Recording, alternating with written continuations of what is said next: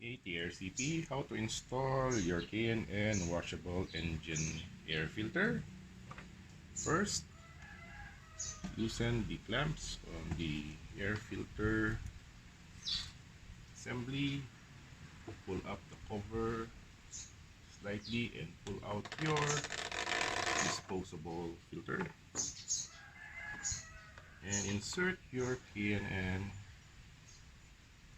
washable filter. So, close it and lock again the assembly.